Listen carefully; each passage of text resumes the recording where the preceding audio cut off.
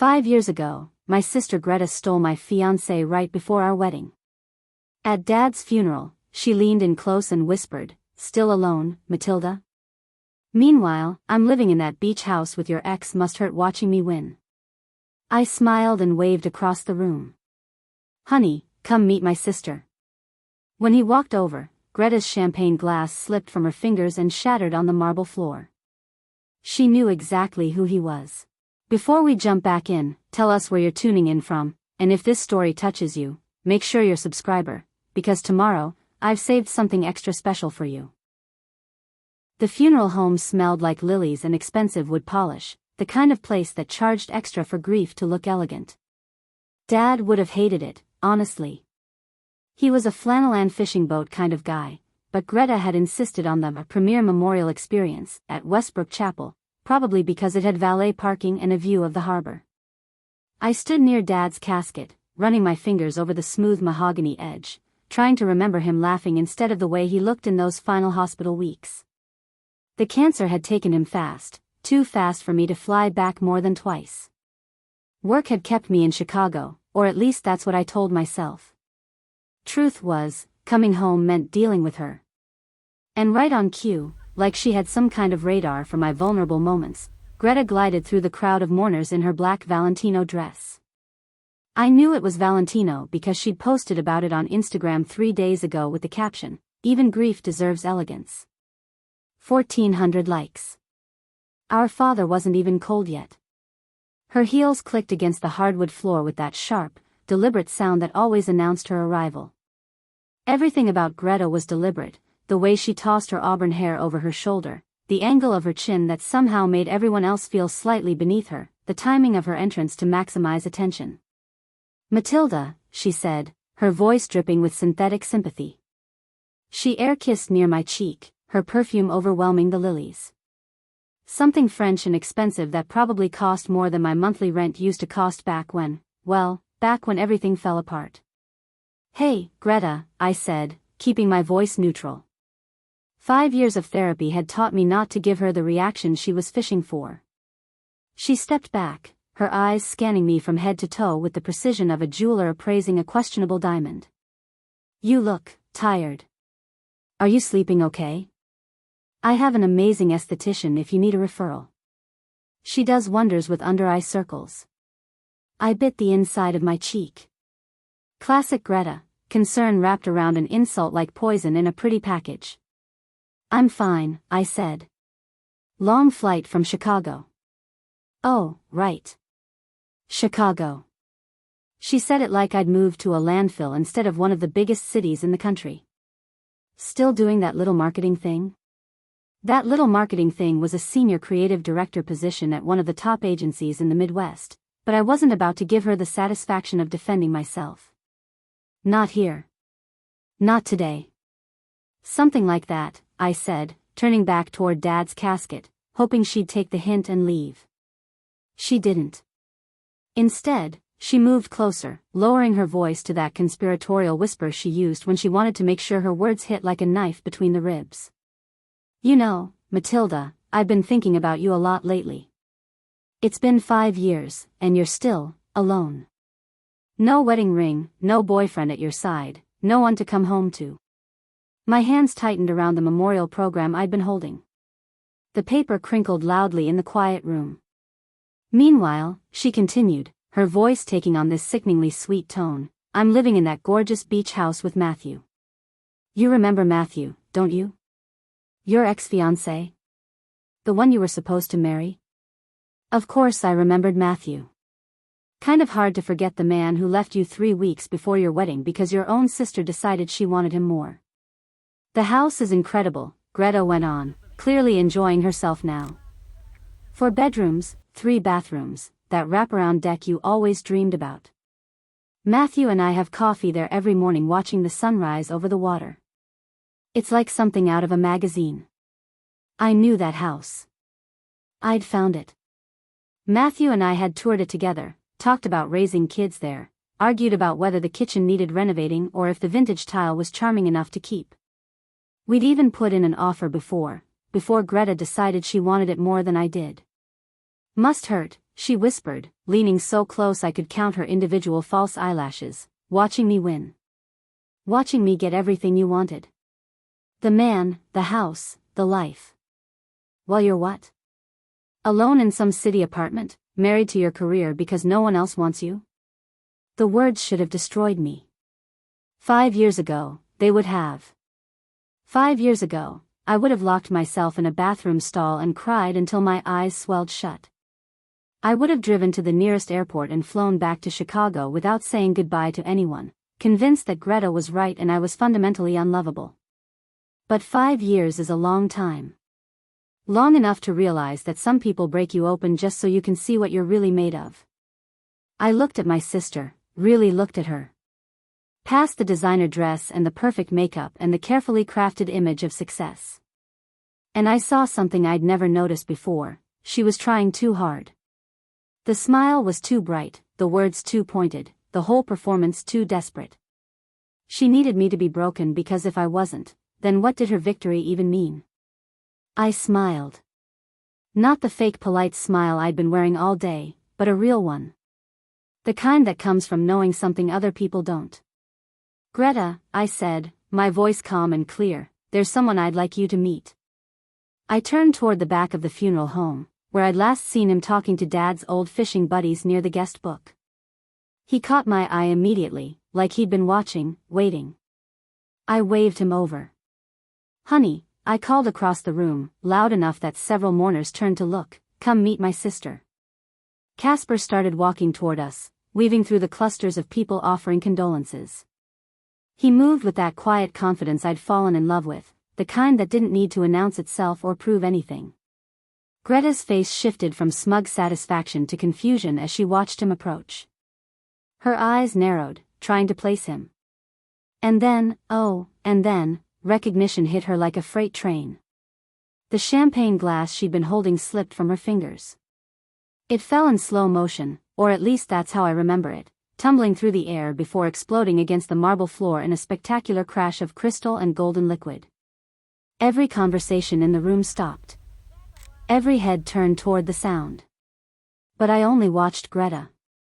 Watched the color drain from her perfectly contoured cheeks.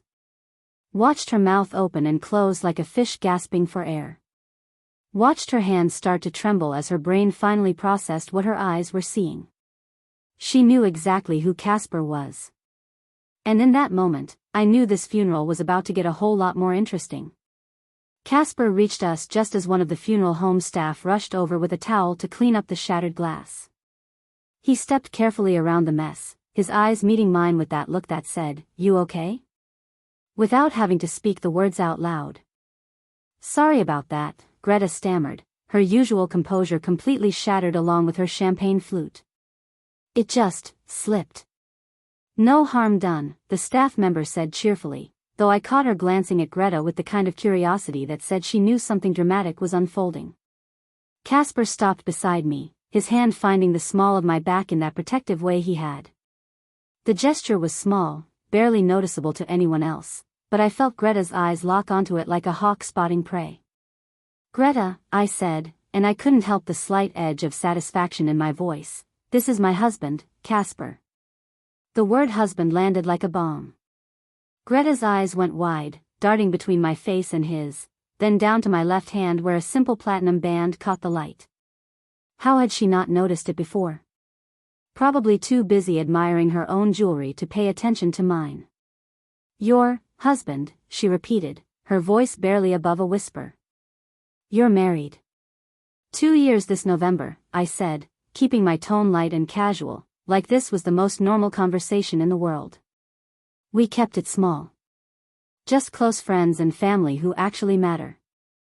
The dig was subtle but intentional. Greta hadn't been invited, obviously. She didn't even know it happened. For someone who prided herself on knowing everything about everyone, being left completely out of the loop must have felt like a slap. Casper extended his hand toward Greta with perfect politeness. "It's good to finally meet you. Matilda's told me a lot about you." The emphasis on a lot wasn't lost on anyone. Greta stared at his outstretched hand like it might bite her, before finally taking it in a limp handshake that lasted barely a second. Preparing and narrating this story took us a lot of time, so if you are enjoying it, subscribe to our channel, it means a lot to us. Now back to the story. I didn't know you were seeing anyone, she said, her voice shaky now, all that earlier confidence evaporating like morning fog. You never mentioned. Well, we don't really talk much, do we? I said pleasantly. Last time we spoke was, Dad's birthday 2 years ago. That video call that lasted about 5 minutes before you had to run off to some charity gala? Greta's jaw tightened. She hated being called out, especially in front of witnesses. A small crowd had started to gather around us, drawn by the broken glass and now lingering because they could sense the tension crackling in the air like electricity before a storm. I've been busy, Greta said defensively.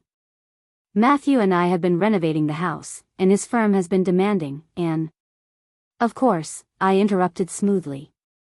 I completely understand. We've been pretty busy ourselves. Casper's company just expanded to 3 new cities. It's been wild.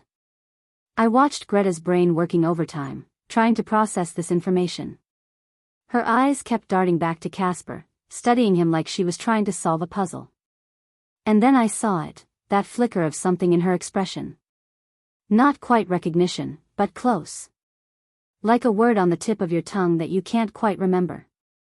Your company, she said slowly, her attention fully on Casper now.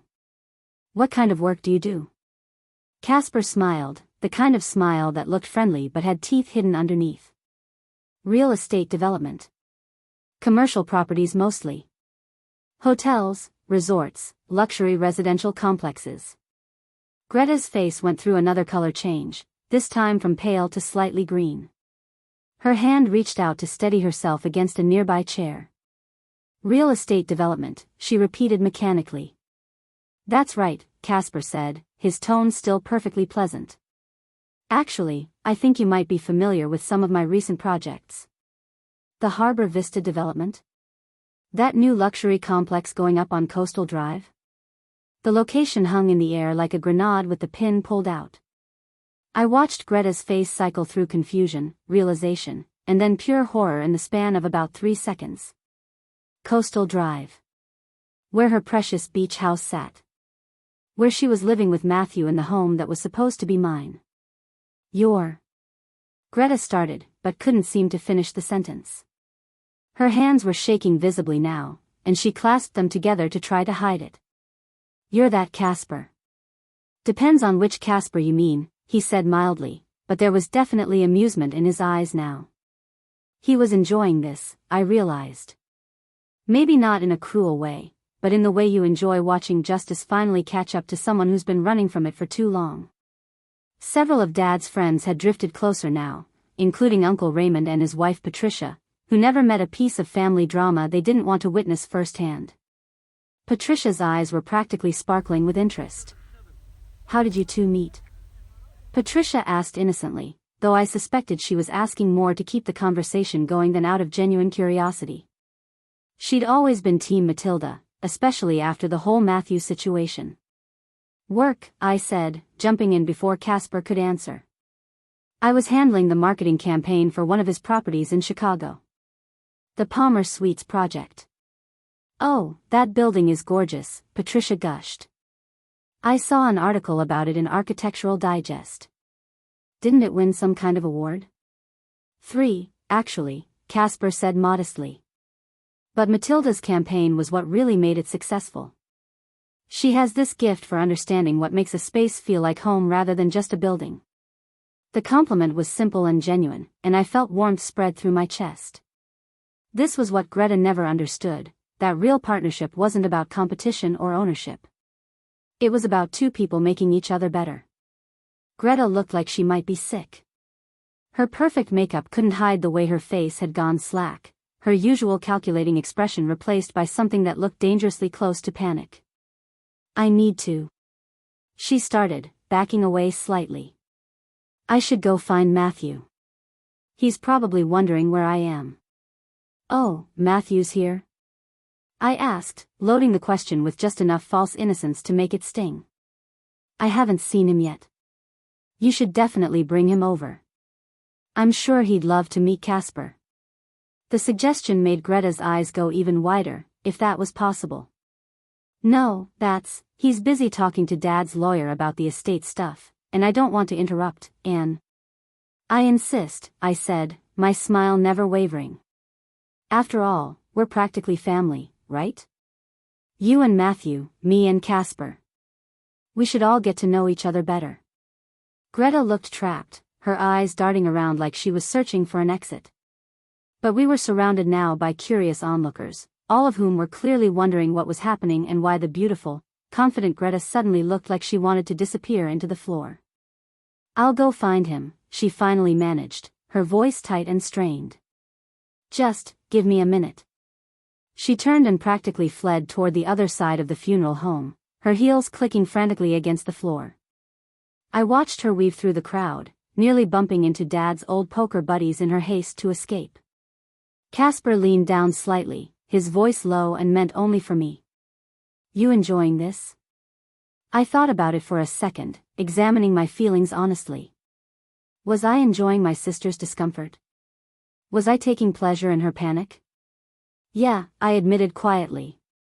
Maybe I am. Is that terrible? Not even a little bit, he said, pressing a kiss to my temple. She's had this coming for 5 years.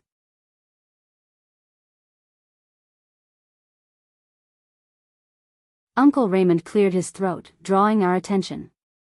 He had this knowing look on his weathered face, like he'd just figured out the punchline to a very long joke. Son, he said to Casper, something tells me this is going to be a very interesting afternoon. Casper squeezed my hand gently. I think you're absolutely right, sir. The Westbrook Chapel wasn't just a funeral home, it was a statement. The kind of place where tech executives and old money families came to say goodbye with catered food and hired photographers. Dad would have laughed his ass off. But this wasn't about Dad. This was about Greta needing everyone to see her as the dutiful, successful daughter who did right by their father. Never mind that she'd visited him exactly twice during his final 6 months, both times with a photographer for Instagram.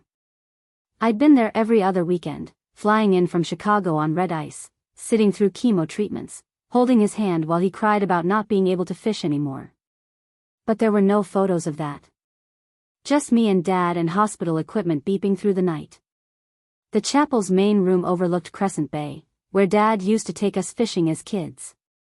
Now it served as backdrop for mourners holding crystal champagne glasses, because apparently regular grief wasn't elegant enough. I could feel the weight of curious stares after Greta's champagne glass had shattered. The crowd had started to sense something interesting was happening. Uncle Raymond and Patricia had moved closer, no longer pretending not to listen. Mrs. Chen had abandoned her pretense of examining the memorial photos and was openly watching our exchange. Behind the elegant facade, I could see the cracks in Greta's carefully constructed world starting to show. She'd positioned herself across the room near Matthew, whispering frantically in his ear, her hand gripping his arm hard enough to wrinkle his jacket. Matthew's expression shifted from polite interest to confusion to alarm. Yeah. He knew who Casper was too. They look stressed, Casper observed quietly. Let them sweat for a minute, I said, surprised by how calm I felt. 5 years ago, seeing Matthew would have sent me into a panic attack. But that was before Chicago. Before therapy. Before I learned that the best revenge isn't planning some elaborate takedown, it's building a life so good that your enemy's opinions become completely irrelevant. Well, mostly irrelevant. I was still human enough to enjoy this moment. Aunt Nora was watching from across the room with sharp attention, raising her champagne glass in a subtle salute. She'd never liked Greta, thought she was too slippery for her own good. Mrs. Chen finally walked over directly, abandoning all pretense. She was tiny but formidable, with silver hair and the kind of directness that came from living through enough nonsense to have no patience for more. Matilda, she said, pulling me into a hug that smelled like jasmine and old books. Your father would be so proud of you. Both for the woman you've become and for that smile you had on your face just now when your sister ran away like a scared rabbit. I couldn't help but laugh. Mrs. Chen, you're terrible. I'm honest, she corrected, turning to Casper with an appraising look. And you must be the husband she somehow managed to keep secret from this entire gossipy town. Smart move, by the way. Casper, he said, shaking her hand. It's nice to meet you, ma'am. I saw your sister's face when she realized who he was, Mrs. Chen said, lowering her voice to a stage whisper. That wasn't just surprise. That was the look of someone who just realized they made a terrible mistake 5 years ago. She wasn't wrong. Greta's expression had been a masterpiece of regret and panic. Across the room, Greta had finally extracted Matthew from his conversation with the lawyer. They were heading toward the exit, moving quickly, clearly hoping to escape before leaving so soon. I called out, my voice carrying across the room with perfect clarity. Greta froze mid-step. Matthew's shoulders tensed. And just like that, every conversation in the funeral home stopped. Greta turned slowly, like a defendant hearing their guilty verdict. Matthew's hand was on her lower back, but now it looked more like he was trying to keep her from bolting. They walked back toward us. More like a death march in designer shoes. We weren't leaving, Greta said, her voice tight. We were just going to get some air. The chapel was perfectly climate-controlled, and we both knew it. Of course, I said pleasantly. But you should at least say hello to Casper properly. And Matthew, I turned my attention to my ex-fiancé for the first time in 5 years, it's been a while. Matthew looked older, more worn around the edges. Matilda. I'm sorry for your loss. Your father was a good man. The audacity of him speaking about Dad like they'd been close made my blood simmer. He was, I agreed. Though I'm surprised you remember that, considering you didn't bother showing up when he was actually sick. But I guess beach house renovations keep you pretty busy. Matthew's face flushed. Greta's hand tightened on his arm in warning. We sent flowers, Greta interjected quickly. Several arrangements. Oh right, the flowers. Dad was so touched. I paused. Oh wait, no, that was the morphine. Easy to confuse the two. Mrs. Chen made a sound between a cough and a laugh. Uncle Raymond wasn't even pretending not to listen anymore. That's not fair, Greta said, her voice rising slightly. You know we wanted to be here more. We had obligations. Right, the obligations, I interrupted. Like that charity auction you posted about 17 times on Instagram. Really captured the spirit of selfless service. Several people around us stopped pretending they weren't listening. This was a small town, and everyone had seen those posts.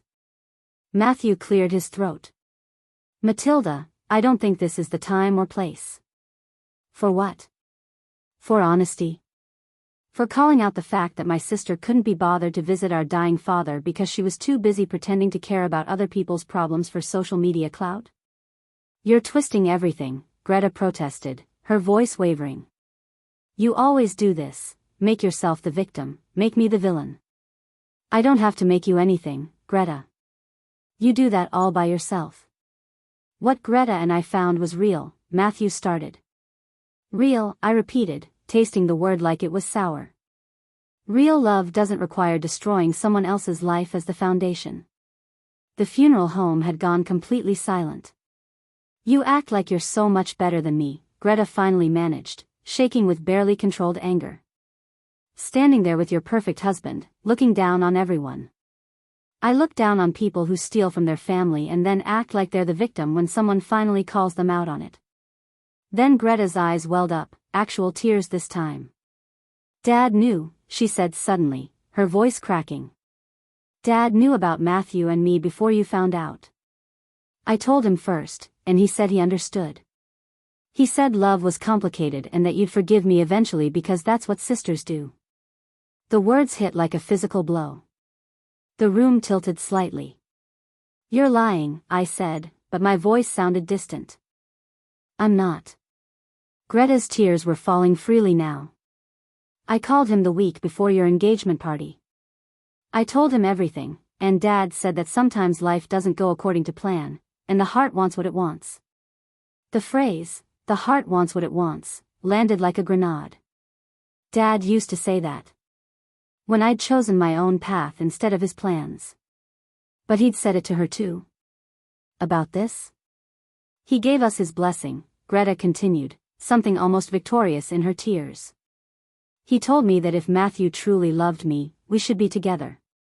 That you were strong enough to survive it because you'd always been the strong one. Uncle Raymond made a sound of disgust. That's bullshit, and you know it, Greta. He even said he was proud of me for being honest about my feelings, Greta pressed on, locked on me like a missile. That it took courage to tell the truth even when it was hard. I felt like I was drowning. Dad had known. He'd blessed their relationship. That's why he left you the house, Matthew added quietly. In his will. The beach house, he left it to Greta and me. Said it should go to the couple who'd actually build a life there. My throat felt tight. 5 years of rebuilding, of learning I was worthy, all crumbling under this revelation. Stop, Casper said, his voice cutting through the fog. It wasn't loud, but there was steel underneath. You're lying, and you know it. I have the will if you want to see it, Greta started. I don't give a damn about the will, Casper interrupted. I'm talking about the part where you claim Jack blessed your betrayal of his daughter. You weren't there, Greta said defensively. You don't know what he said. Neither were you, came a new voice from across the room. Everyone turned to see Aunt Nora walking toward us, her face set in lines of fury. What are you talking about? Greta asked, uncertainty creeping into her voice. You called Jack 1 week before Matilda's engagement party, Aunt Nora said, her voice carrying clearly through the silent room. I know because I was there. Having coffee with him in his kitchen when your call came through. Oh God. He did say the heart wants what it wants, Aunt Nora continued. But you left out the rest, didn't you, Greta? Greta's face went ashen. I don't know what you're. He told you that you were making the biggest mistake of your life. Aunt Nora's words were precise, cutting. He said that stealing from family would rot your soul from the inside out. That you could have Matthew, but you'd lose everything that actually mattered. The funeral home was so quiet I could hear my own heartbeat. He told you, Aunt Nora went on, that if you went through with it, you'd spend the rest of your life trying to prove that your betrayal was worth it. That you'd buy expensive things and post perfect pictures, but you'd never escape the knowledge that you destroyed your sister to get it. Greta was actively crying now, ugly sobs shaking her whole body. And then he said, Aunt Nora finished, looking directly at me, that Matilda would survive it. That she'd heard in ways you could never understand because you'd never actually loved anything more than you loved yourself. But she'd survive, and she'd build something real, and someday you'd realize what you'd actually lost. The tears I'd been holding back spilled over. Not pain, relief. Dad hadn't abandoned me after all. As for the house, Aunt Nora said, her attention back on Greta, Jack left it to you because, and I quote, Greta will need something to cling to when Matthew finally realizes what a mistake he made.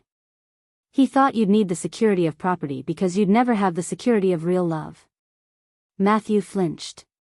Greta looked like she might collapse. The house wasn't a blessing, Aunt Nora said coldly. It was a consolation prize. Mrs. Chin started a slow clap. Others joined in, until half the funeral home was applauding. Greta grabbed Matthew's hand and pushed through the crowd toward the exit, her sobs echoing off the walls. Matthew followed, shoulders hunched, neither looking back.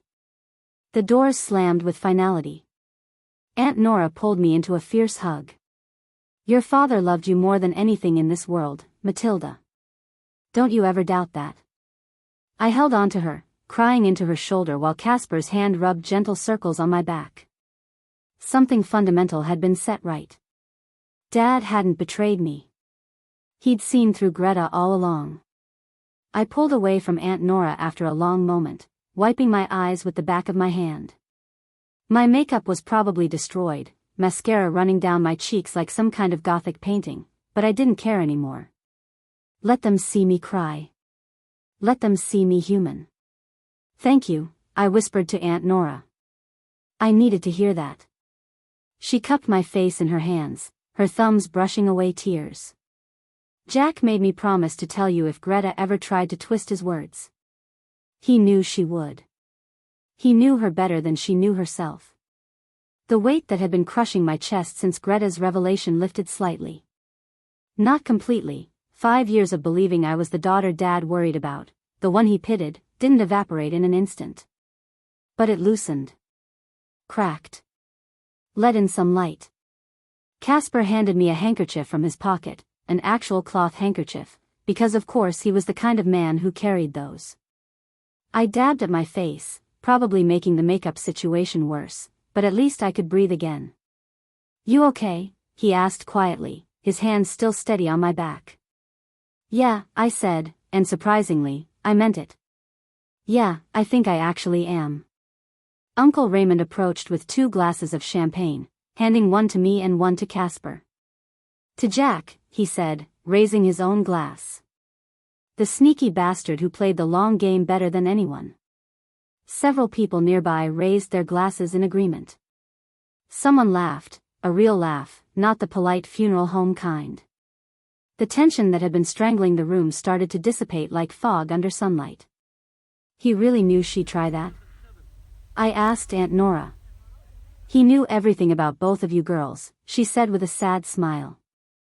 Greta's need to win at any cost. Your tendency to assume you were somehow less deserving than her. He spent the last months of his life trying to figure out how to fix what she'd broken. I took a sip of champagne, letting the bubbles ground me in the present moment. Around the room, I could see people watching me with something that looked like respect. Like I'd passed some kind of test I didn't know I was taking. Mrs. Chen appeared at my elbow with a napkin full of those ridiculous tiny sandwiches. Eat, she commanded. Crying on an empty stomach is how you get migraines. I took one automatically, some kind of salmon thing that probably cost $20 per bite. It tasted like cardboard, but I ate it anyway because Mrs. Chen was watching to make sure I did. Your sister always was a piece of work, she said conversationally, like we were discussing the weather. Even as a little girl. Remember when she told everyone at school that you pushed her off the swings? And you got detention even though 3 kids saw her jump off herself just to get you in trouble?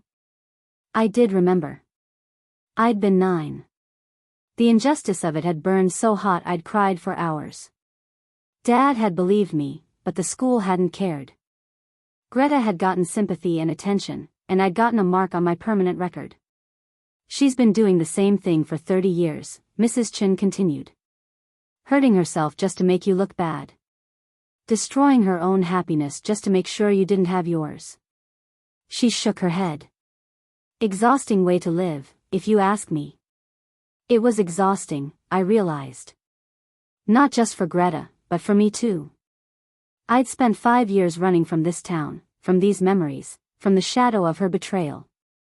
5 years building a new life in Chicago where nobody knew about the sister who'd stolen my fiancé, the father who'd died thinking I was the broken one, the woman I used to be who'd been too weak to fight back. Except that wasn't true. None of it was true. Dad had known I'd survive because I was strong, not because I was pathetic. He'd seen my strength even when I couldn't. And I had survived. More than that, I'd built something real. Something that didn't require breaking someone else to exist. I looked at Casper, really looked at him. This man who'd walked into my life 2 years ago during a routine business meeting. Who'd made me laugh over coffee and listen to my ideas like they mattered. Who'd asked me out 6 times before I finally said yes because I'd been too scared to trust anyone with my heart again. Who'd married me in a quiet courthouse ceremony with just Uncle Raymond and Aunt Nora as witnesses because I couldn't handle the idea of another big wedding. Who'd never once made me feel like I needed to be anyone other than exactly who I was. What are you thinking? He asked, catching my gaze. That I'm glad Greta stole Matthew, I said, and the words surprised me even as I said them. Casper's eyebrows raised. Yeah?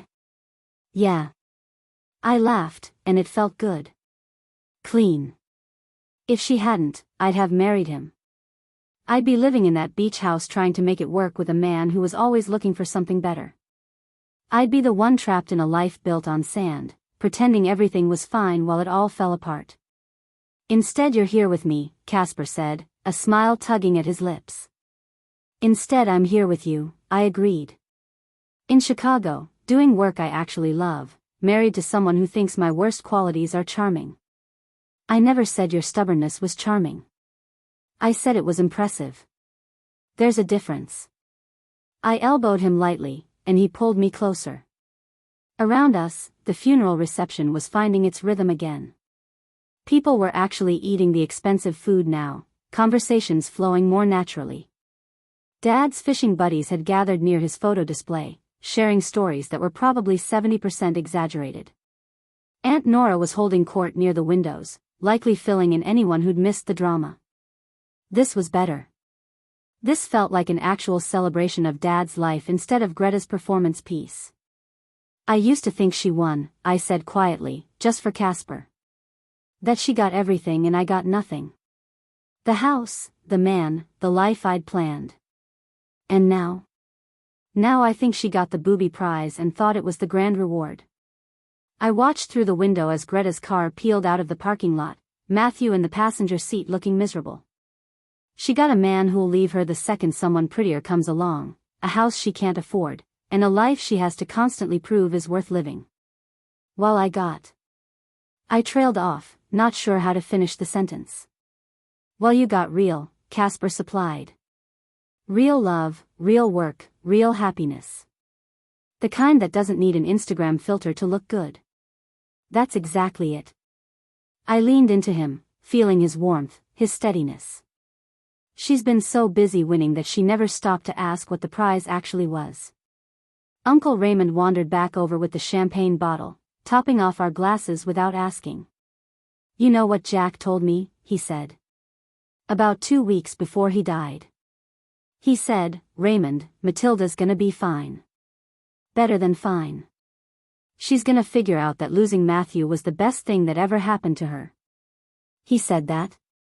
Word for word. Then he laughed and said, Greta, though? She's gonna spend the rest of her life wondering why nothing ever feels like enough. Uncle Raymond clinked his glass against mine. Smart man, your father. Saw the whole thing coming. I thought about Greta's face when she'd seen Casper. The recognition, the panic, the immediate understanding that she'd made a terrible miscalculation 5 years ago. Not because Casper was rich or successful, though he was both, but because he was mine. Really, truly mine in a way Matthew had never been. I should probably fix my makeup, I said, touching my face and feeling the damage. I look like a raccoon. A very dignified raccoon, Casper assured me. Mrs. Chin snorted. Leave it. Let people see that you're human. That you can cry at your father's funeral and still walk out of here stronger than the woman who tried to break you. She patted my arm. Besides, that sister of yours probably looked perfect when she left, and she's the one who's actually falling apart. She was right. Greta had probably fixed her makeup in the car, reapplied her lipstick, made sure her Instagram story showed no evidence of weakness. Because that's what she did, performed strength while crumbling inside. I'd spent 5 years learning the difference between looking strong and actually being strong. Looking strong meant perfect pictures and perfect answers and never letting anyone see you struggle. Being strong meant crying when you needed to, asking for help when you couldn't do it alone, and building a life that could weather storms because the foundation was real. You know what? I said, setting down my champagne glass with a decisive clink. I don't want to fix my makeup. I want to stay here and eat overpriced food and listen to Dad's friends tell embarrassing stories about him. I want to actually grieve instead of performing grief. Casper kissed my temple. That sounds perfect. And it did. For the first time since walking into this funeral home, I felt like I could actually breathe. Like I could actually be present for this goodbye instead of bracing for the next attack. Greta had tried to destroy me one last time with her lies about Dad. And she'd failed. Spectacularly, publicly failed. I was done running from her shadow. Done letting her define my worth. Done caring about her opinion of my life. I was just done. And that felt like the greatest victory of all. The funeral reception had settled into something almost comfortable when Richard Kowalski, Dad's estate lawyer, cleared his throat loudly from near the memorial display. He was a thin man in his 60s with wire-rimmed glasses and the kind of perpetually worried expression that probably came from 40 years of dealing with family drama over inheritances. "If I could have everyone's attention for a moment," he called out, his voice cutting through the gentle murmur of conversations. "I know this is unusual, but Jack left specific instructions about the reading of his will. He wanted it done here, today, with everyone present."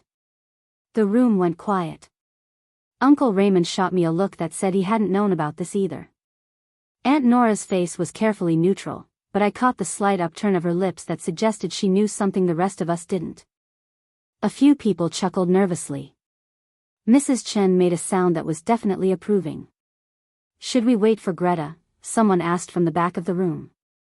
Richard adjusted his glasses. Jack specifically said to proceed whether she was here or not. In fact, he seemed to anticipate that she might leave early. He paused, consulting his notes. He wrote, "If Greta's not there, it's because Matilda finally stood up for herself and Greta couldn't handle it." Good for Tilly. The use of Dad's nickname for me, Tilly, the one only he used, made my eyes sting again. Even in death, he was still in my corner. Richard opened the document, but before he could start reading, the funeral home doors burst open. Greta stood in the doorway, Matthew behind her, both of them breathing hard like they'd run back from the parking lot. "Wait," Greta gasped. "We're here. Don't start without us." "Ah, Miss Greta," Richard said with absolutely no warmth in his voice. "How good of you to join us. Your father did wonder if you'd come back." Greta smoothed her dress, trying to regain some composure as she and Matthew made their way back into the room. She'd fixed her makeup in the car, of course she had, but her eyes were still puffy and red. She avoided looking at me entirely, positioning herself on the opposite side of the room. "Now then," Richard continued, "Jack's will is quite straightforward for most items. His fishing boat goes to Raymond. His book collection to Nora. Various personal items distributed among friends." He rattled off a list of bequests that sounded exactly like Dad, practical, thoughtful, making sure his favorite things went to people who'd actually appreciate them. "As for the house on Coastal Drive," Richard said, and the entire room seemed to hold its breath. Greta's head snapped up, her attention laser-focused now. "The property commonly known as the Beach House, which Jack purchased 3 years ago." 3 years ago. After Greta and Matthew's wedding. After I'd moved to Chicago. "Jack leaves this property to his daughter Greta, with several conditions." Richard's voice was carefully neutral, but I caught something underneath it. Something almost like satisfaction. Greta's face lit up. There it was, the validation she'd been waiting for. Proof that Dad had chosen her, loved her more, recognized that she deserved the house because she was the better daughter. "The first condition," Richard continued, reading directly from the document now, "is that Greta must pay fair market value for the property. The amount has been independently appraised at $2.3 million. The number hung in the air like a bomb waiting to explode. Greta's face went from triumphant to confused. "Pay for it? But it's in the will." "The second condition," Richard spoke over her, "is that this payment must be made within 90 days of Jack's death, or the property defaults to his other daughter, Matilda, at no cost." My brain was struggling to process this. Dad had left Greta the house, but only if she could buy it? At market value? "That's insane," Matthew said, stepping forward. "You can't put conditions like that on an inheritance." "I assure you, it's perfectly legal," Richard said crisply. Jack was very thorough. He consulted with 3 different attorneys to make sure this was ironclad. "But we don't have that kind of money," Greta said, and I heard the panic creeping back into her voice.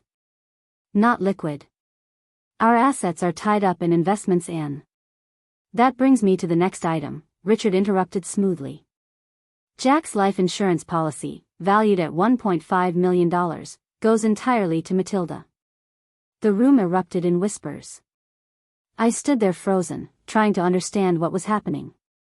His investment portfolio, currently valued at approximately $800,000, also goes to Matilda. Richard was reading faster now, like he wanted to get through this before Greta could interrupt again. His vintage car collection, valued at roughly $200,000, goes to Matilda. The contents of his safe deposit box. Stop, Greta's voice cracked. Just stop. This isn't fair. He can't give everything to her. He can, and he did, Richard said firmly. Jack was of sound mind when he made these arrangements. I have documentation from 3 separate medical professionals confirming this. Casper's hand found mine, squeezing gently. I was shaking, I realized. My whole body was trembling with the weight of what was happening. There is one final item, Richard said, pulling out a sealed envelope from his briefcase. A letter from Jack to both his daughters, to be read aloud at this gathering. He opened the envelope carefully, unfolding what looked like several pages of Dad's familiar handwriting. My throat tightened just seeing those loops and curves, the way he pressed harder on certain words for emphasis. To my daughters, Richard began reading, if you're hearing this, I'm dead.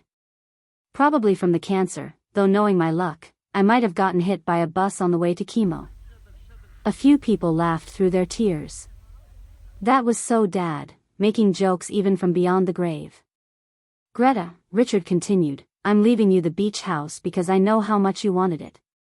How you measured your worth by having things that belonged to someone else first.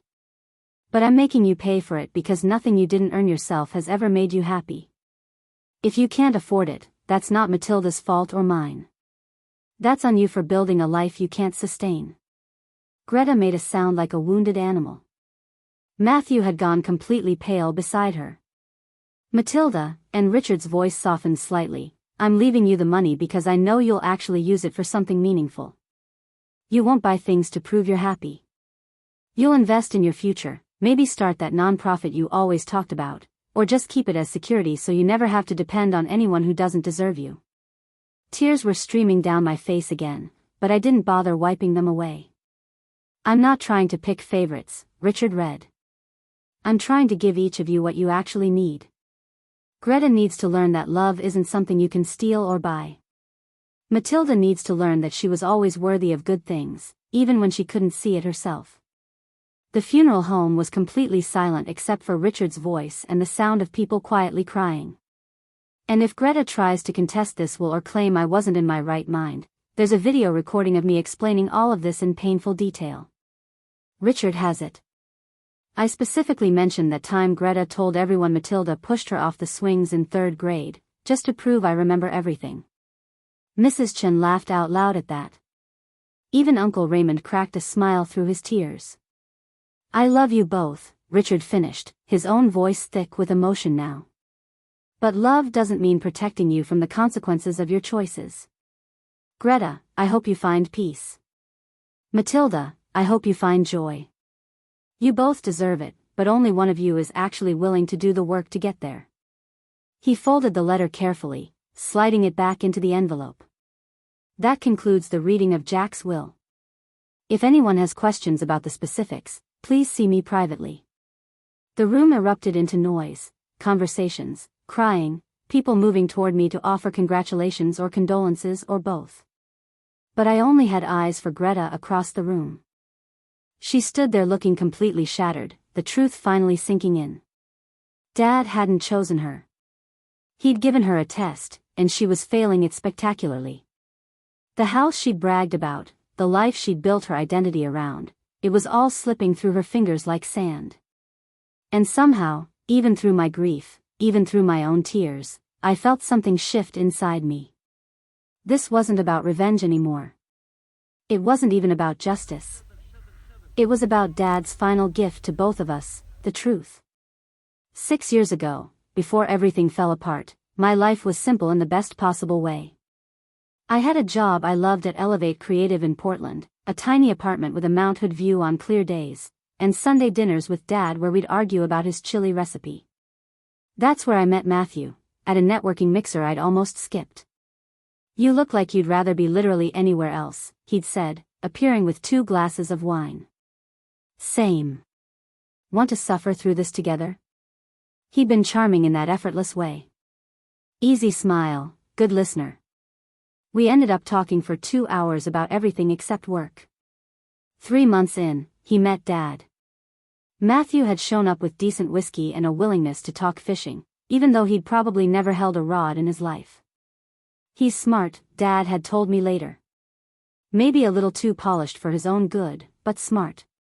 Just make sure he's putting in as much effort as you are, Tilly. Love shouldn't feel like a job interview where you're constantly trying to prove you deserve the position. At the time, I'd laughed it off. The proposal came 8 months later at Cannon Beach. He'd gotten down on one knee right in the sand, waves rushing up around his shoes, ruining his expensive loafers. Matilda, you make everything better, he'd said. I want every day for the rest of my life. Will you marry me? The ring was a sapphire surrounded by small diamonds. Not traditional, but perfect because I'd mentioned once, months ago, that I preferred colored stones. He remembered, I'd gasped through happy tears. Of course I remembered, he'd said. I remember everything about you. It felt true at the time. I'd called Dad from the hotel that night, giddy and breathless. He proposed. There'd been a pause. Just a beat too long before Dad said, "That's wonderful, Tilly. You don't sound happy." I am. I'm just surprised it happened so fast. 8 months isn't very long. When you know, I'd said, parroting Matthew's words. Another pause. Just promise me you'll take your time with the wedding planning. Make sure you're building something on solid ground. I'd promised, but I hadn't understood what he meant. The engagement period was a whirlwind of house hunting. We found the beach house on Coastal Drive, perfect size, wraparound deck, ocean views. A kitchen for family dinners. A yard for someday kids. This is it, I'd told Matthew on that deck, watching the sunset. This is our future. Let's make an offer, he'd agreed. That's when I made the mistake of telling Greta about it. She'd come over one evening, bringing wine and Thai takeout. I want to fix us, she'd said. I miss when we used to tell each other everything. So I told her everything. The beach house, the wedding plans, the life I was building. She'd listened with rapt attention, asking questions, helping me debate wedding dates. You should help me plan, I'd said. Be my maid of honor. Her face had lit up. Really? Of course. Who else would I ask? I'm going to make this the most perfect wedding, she'd promised. I'll help with everything. And she had helped. At first. She'd come to Portland every few weekends, dedicated to wedding planning with an intensity I'd found touching. She'd meet with vendors when I had to work late, coordinate with Matthew about details. You're amazing, I'd told her. I couldn't do this without you. That's what sisters are for, she'd said. I should have heard the warning in those words. But I was too happy to see the shadows gathering at the edges of my perfect life. Too trusting to recognize that my sister wasn't helping me build my dream. She was studying it, learning its weak points, figuring out exactly how to take it apart. The cracks started small. Little things that didn't quite add up but were easy to explain away when you weren't looking for betrayal. Matthew's phone buzzing at odd hours. Client emergency, he'd say, stepping into the hallway to take the call. You know how real estate is, people need hand-holding at all hours. The perfume I didn't recognize clinging to his jacket. Met with a client at her house. She must have been wearing something strong. Coming home later and later, sometimes not until after midnight. Big project. I told you about it, remember? The Riverside development. It's killing me, but once it's done, things will calm down. I believed him because I wanted to. Because I was busy with my own work in wedding planning and trying to coordinate everything for our future. Because trusting him was easier than questioning everything. Greta was around more than ever. She'd drive down from Seattle at least twice a week now, sometimes staying overnight at my apartment when wedding planning ran late. She'd taken over most of the vendor coordination, insisting it was no trouble, that she loved doing it. "You're so busy with work," she'd say. "Let me handle the details. I want this to be perfect for you." She started meeting with Matthew too, coordinating things that involved both of them, venue walkthroughs, meetings with the photographer, discussing the rehearsal dinner plans. It made sense. They needed to communicate to make sure everything flowed smoothly. "Your sister's great," Matthew would say. "So organized. Makes everything easy." "She does," I'd agree, grateful to have help from both of them. I didn't notice how often their coordination meetings ran long. Didn't question why Matthew started smelling like Greta's perfume, that specific scent I'd helped her pick out at Nordstrom, the one she'd called my signature. "We grabbed coffee after the venue meeting," he'd explain. She had some questions about the timeline. The first real warning sign came 3 months before the wedding. I'd stopped by Matthew's office to surprise him with lunch, his favorite sandwiches from the deli near my work. His assistant had waved me through, distracted by a phone call, and I'd walked down the hallway toward his corner office with the view of the Willamette River. His door was closed. I could hear voices inside, his and another woman's. They were laughing about something, that intimate kind of laughter that comes from inside jokes and shared secrets. I'd knocked and pushed the door open without waiting for an answer. Matthew was behind his desk. Greta was perched on the edge of it, her hand on his shoulder, leaning in close like she was showing him something on his computer screen. They sprang apart when I entered, but not quickly enough. Not guilty enough to hide what I'd almost seen. "Matilda," Greta had said, her smile too bright, too fast. "What are you doing here?" "Bringing Matthew lunch." "What are you doing here?" "Wedding stuff," Matthew had answered, straightening his tie even though it hadn't been crooked. Greta had some questions about the seating chart. "The seating chart," I'd repeated slowly. "That seems like something we could handle over email." "I was in the neighborhood," Greta had said, sliding off the desk with practiced ease. "Thought I'd stop by in person. You know how confusing those family dynamics can get, easier to talk through it face to face." It made sense. It was reasonable. But something in my gut twisted anyway, some primal instinct recognizing danger even when my brain refused to process it. "Well, I'll leave you two to your lunch," Greta had said, gathering her purse. She'd kissed my cheek on the way out, and I'd caught Matthew's eyes following her as she left. Just for a second. Just long enough.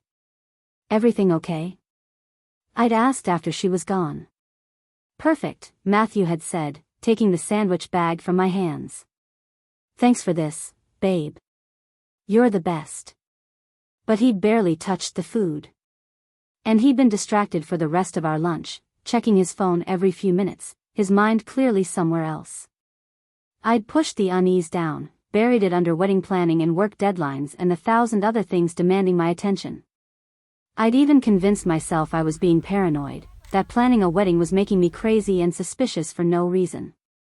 Then came the engagement party. Dad had insisted on throwing us a big celebration at his favorite restaurant, nothing fancy, just family and close friends, good food and better company. Greta had helped plan it, of course. She'd chosen the decorations, coordinated with the restaurant, even picked out my outfit. "Wear the blue dress," she'd insisted. "The one you wore to your company holiday party. You look amazing in it, and it photographs well." I'd worn it, wanting to look perfect for the photos we'd frame and show our future children. "Look," I'd say, this was the night before everything began. The party was beautiful. Exactly what I'd wanted, casual and warm, full of laughter and love. Dad had made a toast that had everyone tearing up, talking about how I'd found someone who appreciated my strengths and accepted my flaws, how Matthew was lucky to have me. "To my Tilly," he'd said, raising his glass. "Who's always been too good for most people but finally found someone worthy of her." I'd hugged him tight, feeling safe and loved and so incredibly grateful. Then, 3 hours into the party, I'd gone looking for Matthew. He'd disappeared about 20 minutes earlier, and I'd wanted to steal a quiet moment with him, away from the crowd. Just the two of us, celebrating what we were building together. I'd checked the restaurant's patio first. Not there. The bar area. Empty. Finally, I'd headed toward the back hallway near the bathrooms, thinking maybe he'd stepped out to take a call. That's when I'd heard them. Voices in the storage room at the end of the hall, the one the restaurant used for extra chairs and supplies. The door was cracked just enough for sound to escape. Just enough for me to hear my sister's voice, breathy and urgent. We can't keep doing this. Someone's going to notice. I know. Matthew's voice, rough in a way I'd never heard it. But I can't stop. I don't want to stop. The wedding's in 3 months. Forget the wedding. Forget all of it. I want you, Greta. Only you. The words didn't make sense. My brain refused to process them, like trying to force puzzle pieces that clearly didn't fit. I must have made a sound, a gasp, a whimper, something, because suddenly the voices stopped. The door swung open, and there they were. Matthew's shirt was untucked. Greta's lipstick was smeared. They both had that unmistakable look of people who'd been caught doing exactly what they appeared to be doing. Matilda, Matthew started, but no other words came. I stood there, frozen in the hallway, while party sounds drifted from the main room, laughter, music, the cheerful noise of people celebrating love. My love. My future. The life I thought I was building. Greta stepped forward, her face cycling through emotions too fast to track. We didn't mean for you to. How long? My voice sounded distant, like it belonged to someone else. They looked at each other. Some silent communication passed between them. 2 months, Matthew said finally. It started 2 months ago. 2 months. 8 weeks of lies. Of secret meetings and stolen moments and betrayal so complete it took my breath away. Matilda, please, Greta reached for me, but I stepped back like her touch might burn.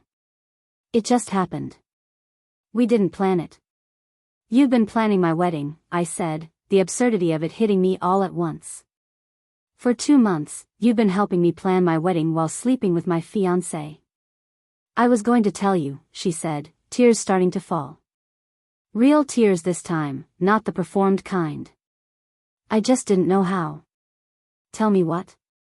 That you wanted him? That you were taking him? I looked at Matthew, this man I'd thought I'd spend my life with. Or were you just going to let me walk down the aisle and find out on the honeymoon? I'm sorry, he said, and he actually looked it. I never meant to hurt you. But Greta and I, what we have is. Don't. I held up my hand, stopping him. Don't you dare try to make this about love.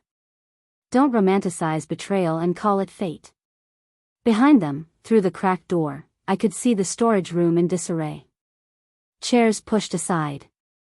Evidence of their desperate, secret moments in a space meant for forgotten things. How fitting. I love him, Greta said, her voice breaking. I know that doesn't make it okay, I know it doesn't excuse anything, but I love him, Matilda. And he loves me. The words were a knife, but not in the way she probably intended. Because hearing them out loud, seeing them stand there together with guilt and defiance mixed on their faces, I realized something. This wasn't love. This was conquest. Greta hadn't fallen for Matthew. She'd decided she wanted what was mine and had taken it, the same way she'd taken my toys as a kid, my clothes in high school, my accomplishments in college. She'd studied what I had and determined she deserved it more. And Matthew? He was just weak enough to let her. The engagement's off, I said, surprised by how calm my voice sounded. I slid the sapphire ring off my finger, the one he'd chosen so carefully, the one that was supposed to mean forever. It felt good to let it go. Consider this your engagement party gift. You two deserve each other. I dropped the ring on the floor between them and walked away. Behind me, I heard Greta call my name. Heard Matthew start to follow. I kept walking. Back through the hallway, past the bathrooms, into the main room where my engagement party was still happening. Where Dad was laughing with Uncle Raymond, where friends were toasting to my future, where everything looked perfect and normal and completely unchanged. I found Dad near the bar. He took one look at my face and knew. "What happened?" he asked, already pulling me toward a quiet corner.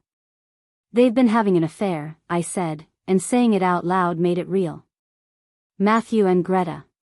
For 2 months. I caught them." Dad's face went through shock, anger, and finally a deep, bone-tired sadness. "Oh, Tilly.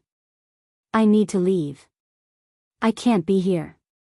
"I can't," my voice cracked, the calm facade finally breaking. "Okay," he said, already guiding me toward the exit. "Okay, let's get you out of here." We made it outside just as Greta and Matthew emerged from the back hallway. I watched through the restaurant windows as Greta approached the microphone, as she took a deep breath, as she prepared to make her announcement to the room full of people celebrating my future. And I realized I didn't need to hear it. Didn't need to watch her spin the narrative, make it somehow romantic instead of cruel. I already knew how this story went. The sister takes what isn't hers. The man chooses easier over better. And the woman left behind has to figure out how to survive the wreckage. I left that night. Didn't go back to my apartment, didn't pack a bag, didn't say goodbye to anyone except Dad. Just got in my car and drove to a motel outside Salem. I called my boss at 6 in the morning and quit. No notice, no explanation beyond family emergency. The next week was a blur of practical destruction. I broke my lease, sold my furniture on Craigslist for whatever people would pay. Every item held memories of the life I'd thought I was building. Dad tried to convince me to stay, to fight back. "Don't let them win by running. They already won," I'd told him. "I'm just cutting my losses." "Where will you go?" "Chicago. There's a marketing firm there that's been trying to recruit me." So I went to Chicago with 3 suitcases, a broken heart, and barely enough money to cover first month's rent on the cheapest apartment I could find. The apartment was 400 square feet in a neighborhood the landlord called up and coming, which meant crime happens here regularly, but at least it's affordable. My neighbors were single mothers working 3 jobs, elderly folks on fixed incomes, people like me running from something. I slept on an air mattress for the first month. Ate ramen and clearance groceries. The marketing firm's offer was real, but the salary barely covered surviving in Chicago. The job was grunt work. Junior associate position, a step down from Portland, but they'd hired me immediately and that's all that mattered. I answered phones, built pitch decks, made coffee runs. Kept my head down. At night, alone in my tiny apartment with sirens wailing outside and neighbors screaming through paper-thin walls, I'd lie on that air mattress and replay everything. Looking for the moment I could have changed it, the sign I should have seen. But there were too many signs. I'd just chosen not to see them. Greta called once. About 3 weeks after I'd left. "Matilda, please talk to me." I'd hung up. Blocked her number. Blocked Matthew's too. Cut out everyone from Portland except Dad and Uncle Raymond. The worst part wasn't the betrayal itself. It was the self-doubt that came after. Lying awake at 3 in the morning wondering what was wrong with me. What fatal flaw had Matthew seen that made him so willing to trade me for her? Was I not pretty enough? Not interesting enough? I'd stare at my water-stained ceiling and try to remember who I'd been before this. Before the engagement, before Matthew, before I'd learned that family could be your worst enemy. But that person felt like a stranger. Someone naive and trusting and pathetically hopeful. I didn't want to be her anymore. So I became someone else instead. Someone harder, colder, protected by walls so thick that nothing could hurt me again. Or so I thought. The turning point came 6 months into my Chicago exile. I was walking home from work on a Tuesday evening, exhausted from another 14-hour day, when I passed a small office with a sign in the window, Dr. Sarah Morgan, licensed therapist. Now accepting new patients. I stood there on the sidewalk for 10 minutes, people flowing around me like I was a rock in a stream, staring at that sign. Part of me wanted to keep walking, to keep handling everything alone like I'd been doing. But another part, the part that was so tired of being angry and broken, made me pull out my phone and dial the number. "This is Sarah," a warm voice answered. "Hi, I think I need help," I said, and then I started crying right there on the street. "Okay," Dr. Morgan said calmly. "Can you come in tomorrow at 5? Therapy was nothing like I'd expected. Dr. Morgan didn't let me wallow or play victim. She pushed back when I spiraled into self-blame, called me out when I tried to minimize what had happened, and refused to let me hide behind sarcasm and deflection. "You're allowed to be angry," she told me during our 3rd session. "Anger isn't the problem. What you do with it, that's what matters." I started journaling. Writing letters I'd never send to Greta and Matthew, pouring out all the rage and hurt and confusion onto pages that no one would ever read. It felt stupid at first, childish even. But slowly, something shifted. The words started changing from, "What's wrong with me," to, "What they did was wrong." Around the same time, I met Ruth at work. She was a senior copywriter who'd noticed me eating lunch alone in the stairwell for the 3rd day in a row. "That can't be comfortable," she'd said, settling down on the step beside me with her own sad desk salad. "It's quiet. Fair. But so is my office if you ever want company that won't ask you annoying questions about your personal life." I'd laughed despite myself. "That's very specific." "I've been where you are," she said, unwrapping her fork. "New city, running from something, convinced that staying isolated is the same as staying safe." She took a bite of lettuce. "Spoiler alert, it's not." Ruth became my first real friend in Chicago. She didn't push for details about my past, didn't try to fix me or offer unwanted advice. She just showed up. Invited me to her book club, introduced me to her network of friends, dragged me to art galleries and concerts and farmers markets until Chicago started feeling less like exile and more like possibility. "You're different lately," Dr. Morgan observed about 8 months into therapy. "More present. Less haunted." She was right. The constant replay of Greta and Matthew's betrayal had started to fade, replaced by new memories. Good ones. Ruth teaching me to make proper Italian pasta from scratch. Book club debates that got so heated we had to institute a "no wine until after discussion" rule. The view from my new apartment, still small, but in a safer neighborhood with actual sunlight. I was still broken. Still healing. But I was doing it. Actually doing it instead of just surviving. "I think I'm ready," I told Dr. Morgan one afternoon. Ready for what? To stop letting them define me. To stop being the woman whose sister stole her fiancé and start being, I don't know. Just Matilda. Whoever that is now.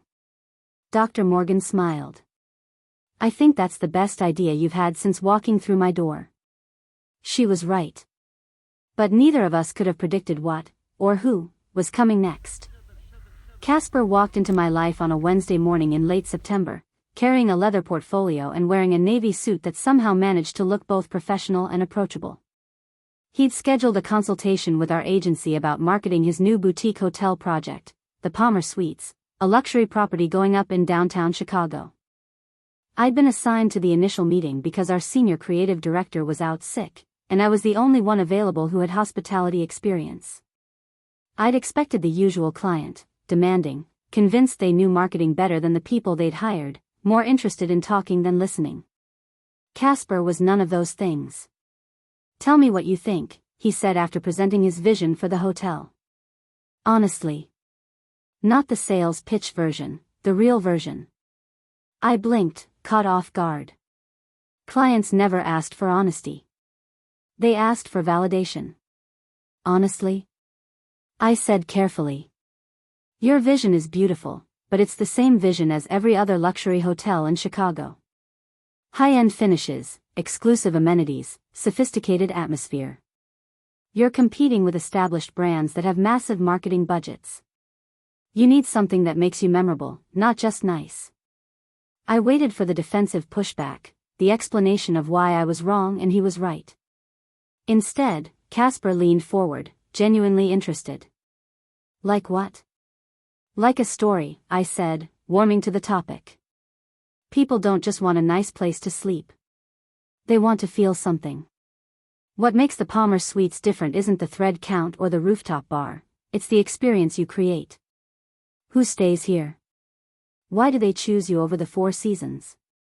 Keep going, he said, actually taking notes. For the next hour, we brainstormed. Not me pitching to him, but both of us building ideas together. He listened to my suggestions, asked thoughtful questions, pushed back on things that didn't work but explained why instead of just dismissing them. When the meeting ended, I felt energized in a way I hadn't felt about work in over a year. This was incredibly helpful, Casper said, shaking my hand at the door. I'd like to move forward with your agency. Specifically with you leading the project, if that's possible. I'm not usually the lead on projects this size. Then maybe it's time you were. He smiled, and I noticed for the first time that his eyes crinkled at the corners. I'm not interested in working with someone who'll just tell me what I want to hear. I need someone who'll tell me what I need to hear. That's you. The Palmer Suites project consumed the next 4 months. Casper and I met weekly, sometimes more, developing the brand identity and marketing strategy. He was demanding but fair, expecting excellence but appreciating the work that went into achieving it. He also asked questions. Personal ones, carefully, like he was genuinely interested in the answers rather than just making conversation. You're from Oregon originally, he asked during one late meeting over takeout Chinese food. Portland area, I said, keeping it vague. What brought you to Chicago? The question hung between us. I could deflect, change the subject, keep him at professional distance like I'd done with everyone else. I needed a fresh start, I said instead. Sometimes you have to leave everything behind to figure out who you are without it. He nodded slowly, like I'd said something profound instead of just stating obvious survival tactics. I get that. I moved here 5 years ago for similar reasons. Previous life wasn't working, needed to rebuild somewhere I could breathe. And just like that, without meaning to, I started opening up. To him. To possibility. To the terrifying idea that maybe I could trust someone again. Up next, you've got 2 more standout stories right on your screen. If this one hit the mark, you won't want to pass these up. Just click and check them out. And don't forget to subscribe and turn on the notification bell so you don't miss any upload from us.